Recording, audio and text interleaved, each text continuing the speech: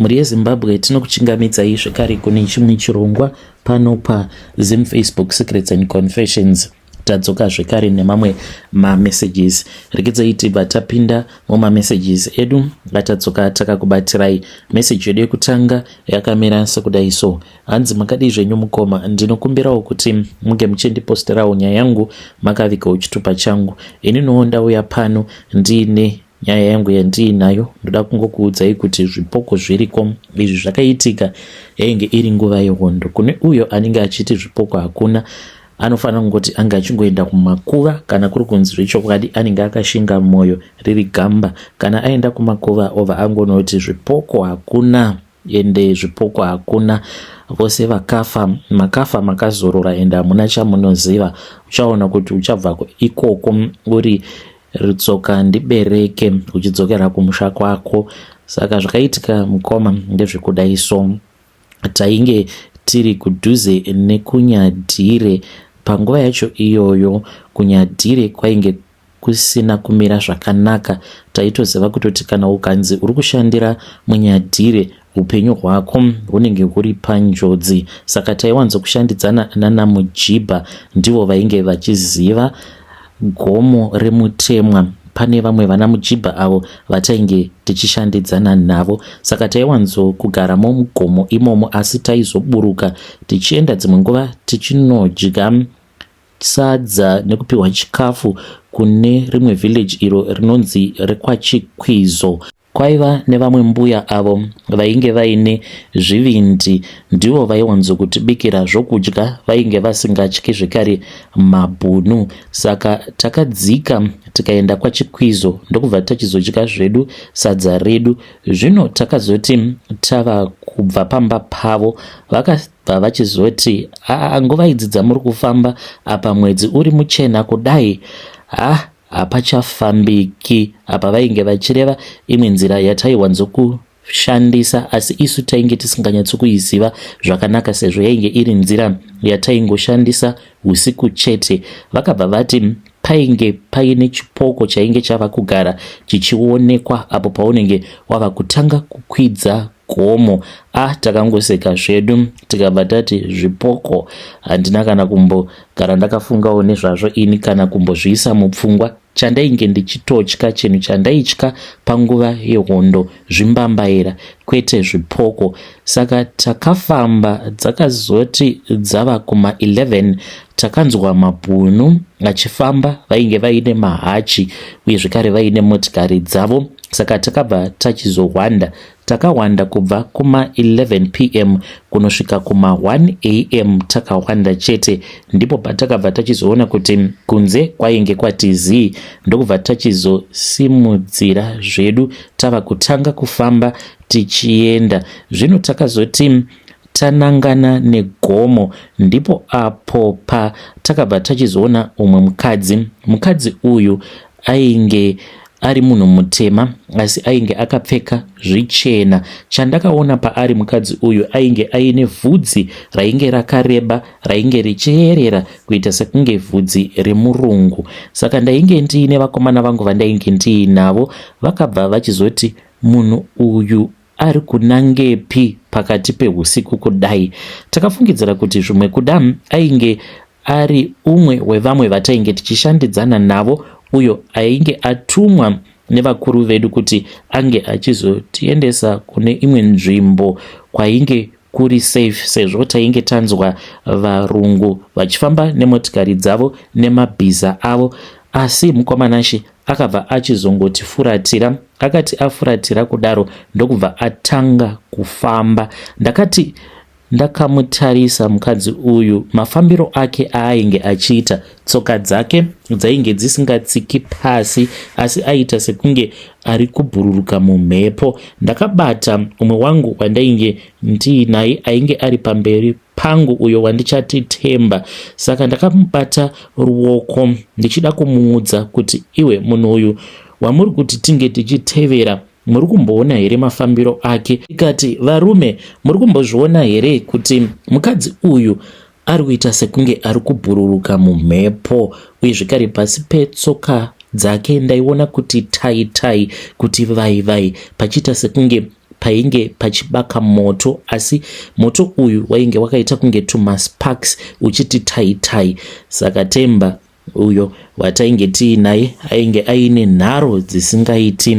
Saka akabva achizoti kwete, uyo atumwa nevakuru vedu kuti ange achizoenda nesu kuri safe. Takabva tachizotanga kumutevera mukadzi iyeye ainge achifamba ari kumberi kwedu, asi chakazotanga kutishamisa ndechekuti akabva achizotanga kuenda nesu neimwe direction yatainge tisingachanzwisise kuti ari kuda kumbonyatsokuenda nesu kupi chaiko. Uye zvekare vana mujibha avo vatainge tiinavo takazoti tatarisa kumashure, vana mujibha vaya hatina kuzovaona. Saka takati zvimwe kuda chainge chiri chokwadi chainge chichitaurwa naTemba kuti mukadzi uyu ainge achimuziva, ainge atumwa nevakuru vedu kuti ange achizoenda nesu uko kwainge kuine vakuru vedu, sezvo tainge tambonzwa motikari dzemabhunu zvekare nemabhiza. Takaramba tichingomutevera mukadzi uyu. Apa kwainge kwava nerimwe rima rekuti tainge tisingachaoni kana pawainge uchitsika chaipo. Dzimwe nguva wainge usingapaoni nekuda kwerima rainge riripo, asi hakuna akarasika. Tainge tichingofamba takaita mudungwe, iye mukadzi wacho iyeye ari kumberi kwedu. Zvino taiti kana tikafamba, manzwa kuti haiko zvinozvi mafambiro awa ataita zvinoreva kuti tava padhuze nekusvika, asi taiti kana tanzwa nekufamba patinenge toti tava kuda kusvika, taibva tachizoona kuti tadzokera zvekare apo patasangana naye mukadzi uyu, nekuti takasangana naye padhuze nechimwe churu ichi mukoma. Ndini ndakazotoita chekutochiona kuti churu ichi tiri kuramba tichingodarika mhani panzvimbo imwe chete. Taiti kana tikafamba kuda kweabout 30 minutes ndobva ndaona kuti tadarika zvekare churu ichocho chimwe chete. Makumbo edu akasvika pakurwadza tichingoramba tichingomutevera kana ari semawachi edu. Mawachi edu ainge ava kusafambisa nguva. Takafungidzira kuti zvimwe kuda mabhatiri ainge apera. Takafamba zvisingaite. Zvino Temba akazongoti kwetsu mhere, akangoti maiwe kani. Takati chii nhai Temba, ko zvawava kuita noise kukana kuri kunzi takawandirwa nemabhunu, uchatiurayisa iwe. Ainge achiita kubvunda, ndo paakabva achizonongedzera kumberi kwedu. Takati tichinotarisa uko kwainge kwakanongedzerwa naTemba, ndokubva taona mukadzi uya ainge ashanduka. Ipapo ainge apfeka zvitema, asi takamutarisa mukoma mukadzi uyu, chiso chake painge pasisina chiso, mutumbi wake ainge angova marangwanda, mabhonzo. Mukoma, kana ini mhere yandakaridza ipapo, ndakaridza mhere kudarika mhere iyo yainge yaridzwa naTemba. Takamhanya mukoma nashi, umwe noumwe akamhanya akananga kwake. Ini kana gidhi rangu zvekare nechibhegi chandainge ndakatakura chainge chakazara nemagrenedi ndakangochikanda kwakadaro, ndikati ini pano zvose zvekunzi munhu negidhi rake kwandiri hazvichashandi, zvinhu izvi zviri kundiremera. Umwe mukuru wedu watainge tiinaye akamboedza kuti hei hakuna anotiza, no surrender. Ndakangonzwa Temba achidanidzira kuti no surrender yekwaamai vako. Apa Temba ainge ari mundevele, aitaura shona yakatsveruka. Chakatinetsa ndechekuti mangwana acho makuseni, takamuka makuseni tainge tiri padhuze nepamba pagogovaya. Tainge tadzokera zvekare kuvillage kuya kwatainge tabva. Saka patakazomuka takabva tachizoenda pamba pagogovaya, ndokubva vachizotipinza mumba mavo vachitya kuti zvimwe kuda taikwanisa kuzoonekwa nevatengesi. Takaswera tiri mumba mavo, kwakazodaidzwa ng'anga iyi yakauya ikabva yachizotibatsira tikagezesewa. Saka takabva tachizoudzwa neng'anga iyoyo kuti mugomo imomo mainge muine umwe mukadzi uyu anonzi iye akafa, mainge muri mugore ra1960. Mukadzi uyu zvinonzi iye akaurawa nemagandanga nekuti vainge vachiti iye ainge akavatengesa kumarhodesian. Saka vakabva vachizomuuraya. Awa ndiwo maurayiro avakamuita. Vakangomucheka huro yake vakamusiya akadaro achifa, akableeda zvishoma nezvishoma kuzonosvika achizofa. Haana kuvigwa mukadzi iyeye. Saka takaudzwa nen'anga yacho iyoyo kuti mweya wake unotendereramo mugomo imomo. Nyaya iyi handifi ndakaikanganwa zvekare. Pane pamwe apo pandakamboenda kwamutemwa, ndakati ndichitarisa ndakatanga kufunga nyaya iyo yakaitika. Kana vana vangu ndakavaudza, ndainge ndiine vana vangu vaviri vakomana, ndikavaudza nyaya yakaitika apo patainge tichiri kuhondo, zvipoko zviriko.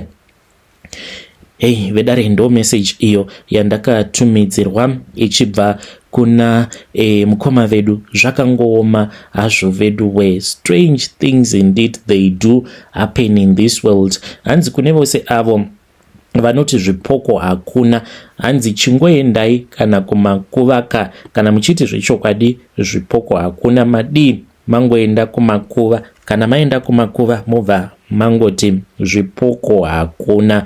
Tobva taona kuti zvechokwadi zvipoko hakuna here. Let us try to speak with our DM brother in the comment section. Rekedzai tibva taenda panyedu inotevera. Nyedu inotevera yakamira sekudai. Hanzi makadi zvenyu mukoma, ndinokumbirawo kuti muge muchindiposterawo nyaya yangu makaviga chitupa changu. Ininiwo mukoma nashi ndiri mudzimai uye zvekare ndine makore 26 years ekuberekwa. Handizivi kuti ndicharoorwawo inini here kana kuti kwete.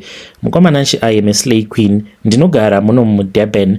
Vanhu vazhinji havatozvizivi kuti ndiri wekumusha, but I am from Zim. Ndakauya kuno kumukoma, ndakauya neimwe sister yangu. Mushure mekunge ndauya kuno South Africa nesister yangu, ndakabva ndachizotanga kuita zvemujolo ndichidanana neMaSouth African. Ndainge ndichidanana neMaSouth African chete, ndainge ndisingadi kana kunzwa munhu wekumusha anenge achiti iye anoda kudanana neni. Zvakazoitika mukoma ndezvekuti ndakazotanga kuwirirana neMaSouth African avo vakazoita kuti ndige ndichizoita izvi zvehuslay queen. Saka ndiri kushaya kuziva kuti ndoita zvekuita sei. Ndakaitwa BBL, ndine imwe mbinga yangu yandinodanana nayo. Murume uyu iye anoita zvematenda. Ndainge ndagara hangu ndiine body structure yangu yakanaka, but iye akati haadi kundichita, saka anoda an extra BBL. Akabva achizonditi aikwanisa kuzondiendesa kuteki. Ndakaendeswa kuteki nemurume uyu. Mushure mekunge ndaendeswa kuteki ndikanoitwa surgery, hakuna kana hama yangu yainge ichizviziva mukoma. I went to Turkey as if I was going on a vacation. Izvo I was going to be operated on. Ndainge ndisitomborina kana any idea what happens kana kuri kunzi unenge uchida kukudzwa magadziko ako through surgery. So takazoti tasvika kuya, that was when I learned kuti this was what I was supposed to do. So mukoma ndakazoti ndaitwa surgery iyoyo tikagarako kuteki until I had fully recovered, because ainge asingatodi kuti hama dzangu dzinge dzichizviziva, and hama dzangu hadzitozvizivi. Vanhu vakazotongoona ndava extra large kudai, saka vanofara, vanoti kuchengetewa, especially mama vangu vanochengetwa nemurume uyu, and she communicates with my boyfriend. Vakabva mukutengerwa motikari, model yacho handichatauri. Motikari iyi yakatengwa padealership ikabva yachizoendeswa kuZimbabwe nadriver, but my mom, she does not even know kuti sometimes I get suicidal nekuda kweBBLE yandakaenda ndikanoitwa. Zvinorwadza mukoma nashi, ndinorarama nemapain killers, and now my pain killers awa akaita sana Brufen, vana Grandpa, vana Panado. Handichatombonzwi sekunge ndinenge ndanwa mapain killers. Ndinotoda an overdose. I try mukoma kuti ndinge ndichinwa mvura yakawanda so as to remove toxins. Zvandinoita ndinoti ndikatora kana zvipaketi zvangu 10 zvemagrandpa ndobva ndanwa.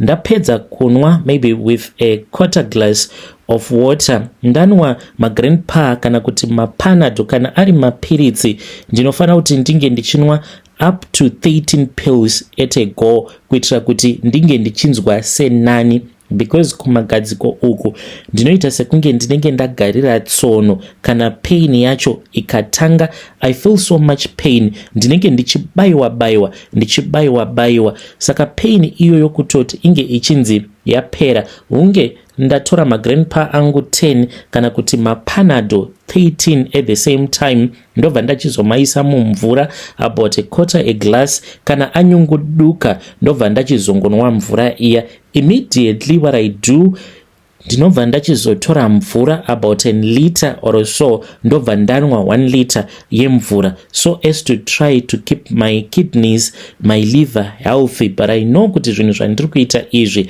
hazviiti, ndinokwanisa kuzotofa nekuda kwekunwa kwandiri kuita mapain killers. Mukomanashi, this man akaita kuti ndinge ndichita go through many surgeries in a very short period of time. Ndakaenda ndikanoitwa breast reduction, ndikabva ndachizonogadziriswa malips angu zvekare nemhino yangu, because iye akati anoda mhino yemukadzi inenge isina kuti dasha but inenge yakaita point. Akati ndo zvinoita kuti mukadzi ange achiluka sexy zvekare nemalips. Iye akati anoda malips nenge ari a bit puffy kuitira kuti panguva iya yandinenge ndichimupa blowjob anoti ndo zvinomunakidza izvozvo kana akatarisa malips angu. Saka aigara achicomplaina achiti your lips are too thin, I like malips anenge ari puffy kana uchindipa blow. So takatanga taenda kuteki. The first time taenda kuteki, then ndokubva ndachizokudzwa magadziko angu kuitwa extra large zvekare nekuti ange achizova tight, asazoita mabump because anoda anenge ari smooth. So they smoothened my skin and tightened my skin. I think kuti ndipo pari kubva pain, because I feel so much pain kumagadziko kwangu. Ndinoita sekunge ndinenge ndagarira tsono iyi ikachikokera mubhonzo chaimo. Ndinochema dzimwe nguva kutokolapsa nekuda kwepain. Saka ndinotogara ndiine mabox maviri emapanado kana kuti matatu. Mapanado aya anotengwa ari 52 or whatever. Mapanado iwawo ndinokwanisa kumapedza in 3 days kana kuri kunzi pain yacho inenge yakanyanyisa. Saka nemurume uyu patakatanga kufambidzana, everything was well. Zvinhu zvakazongotanga kungochinja apo paakaenda neni kuvacation patakaenda kuAmerica. Saka tiriko kuAmerica, we were by the poolside. Ndaingoona achingotarisa vakadzi vaya vanonzi maSpanish woman, ndo vainge achinyanyisa kutarisa. So I got mad and I went to the hotel room that we were booked into. Akanditevera tikatanga kunetsana. Tichizodzoka kuno kuSouth Africa akabva anditi, do you know why takanetsana patainge tiri kuAmerica? Ndikabva ndati I do not know. Akabva anditi it is because ndinofarira mukadzi anenge ari extra large. Handizivi kana uchikwanisa kuita zvandinoda because mari ndinayo. I agreed mukoma. Ndokubva tachizoenda kuteki. Akanditi do not tell anyone kuti we are going on this vacation, but ufanira kuti unge uchienda uchinoitwa hip and buttocks enlargement. I did not tell anyone, even my closest friends. Ndokubva ndachizoitwa the operation. Takagara mukoma kusvika ndapora. Aiwa kana iri care, sezvo mari iripo, I was being given the best care like ever. We were staying like in a, I don't know, a 10-star or a 20-star hotel. Everything was so lovely, but marwadzo ndaimanzwa. But ndaiti zvimwe kuda zvichapera. Maybe I should have told him at that time, but I was scared to disappoint him because he was saying your buttocks now, they look so marvelous and they are so big. Aitoda kutorara neni but nemarwadzo ndakaramba ndikati chimbomira kusvika ndapora. We returned back to South Africa. Tadzoka kuSouth ndopa akabva achizoti but nyaya iyoyo akaitaura from day one kubva zvatakatanga kufambidzana akanditi mabreasts ako akanyanyisa kukurisa and akadonha, ndinoda kuti unge uchizonoitwa breast reduction. Takaenda again on a vacation but ipapo I told my friends kuti ndiri kuenda for breast reduction. Tasvikako then they got reduced. It is not that painful. After that ndopa akabva achizotaura nyaya yemalips, ndikabva ndati it is okay, tikadzokera then ndikanogadziriswa malips zvekare nemhino yangu. Dambudziko ringoripo mukoma nderekuti I can't function anymore ndisinganwi mapain killers.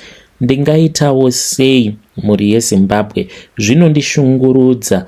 Mwana handisati ndava nemwana because anoti kana ukaita mwana you won't look so super sexy like the way that you are right now. Please help me. Ndicharamba ndichingomusatisfya murume uyu kusvika riniko. I'm very attractive mukoma. That one, even if kana mukaposta picture rangu pachannel penyu, varume vevanhu vanoswera vava kudhumanisana misoro yavo vachida mafone numbers angu. Handitotendedzwi kuti ndinge ndichibuda mucomplex ndiri ndega. He rents an apartment for me and my little sister in a complex. Haatodi kunzwa zvichinzi ndabuda mucomplex inoita hondo kana pfuti dzinotobuda. Kunyangwe ndikanzi ndabuda naye mukoma, I feel so uncomfortable with the way that men would be looking at me. Vamwe baba vakatombobondera. Tapinda muelevator vakaramba vakangonditarisa, saka vakati elevator yamira in this other floor. Handizivi kuti vakafungidzira kuti ndivo vari kufanira kuti vange vachibuda here or he was confused, but mukoma nashi vakanobondera pado reelevator. So haatodi kuti ndifambe ndiri ndega, and iniwo ndinototya kutofamba ndiri ndega because men, the way that they look at me, vamwe vanotoita sekunge vanenge vachida kutondidyiramo mumall imomo. Please help me. Kana variko vana chiremba vanokwanisa kundipawo medical advice, ndoita sei for this pain to go away? Is there an operation that can be done? Not kudzikisa size yemagadziko asi kungodzikisa level repain so that I can be able to tolerate it. Is there any over-the-counter medication? Hey, vedare ndo message iyo yandakatumidzirwa ichibva kuna vanzvadzi vedu. Zvakangooma hazvo vedu we. Ngatizamei kuti tinge tichitaura navo vanzvadzi vedu ava mucomment section. Strange things indeed they do happen in this world. Pakaipa hanzi I'm trying to satisfy my men.